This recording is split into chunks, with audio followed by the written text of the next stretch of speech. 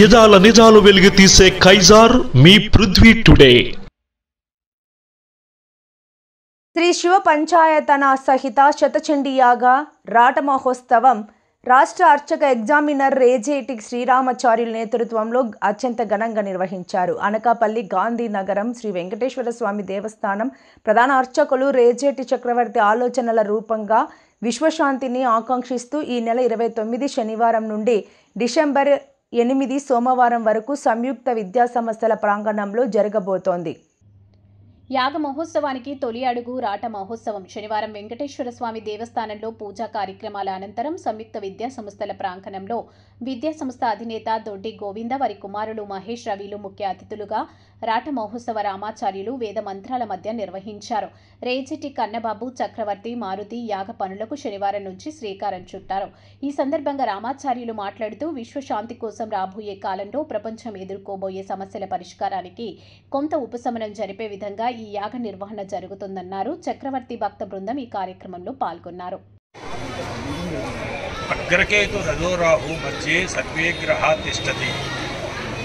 కాలసర్పానికి పైని కేతువు దిగువని రాహు అపసవ్యంగా ఆ మధ్యస్థంలో అన్ని గ్రహాలు పడిపోవడం చేత దేశారిష్టము దేశ నాయకులకి అరిష్టము ప్రపంచంలోని దేశానికి మధ్యని మనస్పర్ధలు యుద్ధ భయం కూడా ఉంటుంది.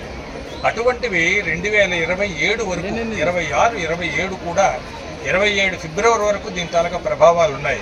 అనేక రకాలైనటువంటి గ్రహాలన్నీ కూడా తప్పుగా ఉన్నాయి. ఎప్పుడు ఇలా రాలేదు, ఇప్పుడు వచ్చాయి. కాబట్టి ఉపద్రవాలన్నీ రావడం వేరు.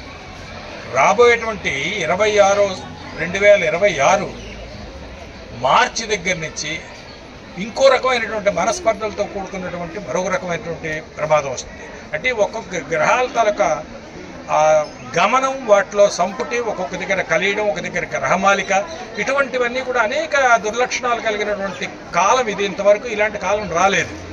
కాబట్టి జాగ్రత్తగా ఉండాలంటే ఏం చేయాలని నిర్ణయించి కలవు చండీ అని చెప్పి నిర్ణయించి ఆ చండీ యాగం చేద్దామని చెప్పి శతచండీ చేద్దామని నిర్ణయించుకొని ఇక్కడ సంయుక్త కాలేజీలోని వారు పెద్దలందరూ కూడా ఈ స్థలాన్ని ఇస్తే ఇక్కడ చేయడానికి నిర్ణయించి ఇవాళ స్తంభ ముహూర్తం అంటే యాగశాలకి రాట్ల వేయడం, షోడశ స్తంభ సంయుక్త అయిన 16 స్తంభాలతోటి యజ్ఞశాల వేయాలి. ఆ యజ్ఞశాలకు కావాల్సినటువంటి మొట్టమొదటి స్తంభాలు రాట్లు వేయాలి. ఆ రాట్లు వేయడానికి భూమి పూజ చేయాలి. తర్వాత ఆ గర్తన్యాసం చేయాలి, రత్నన్యాసం చేయాలి. అది అయిన తర్వాత రాట్లు వేయడం అయింది.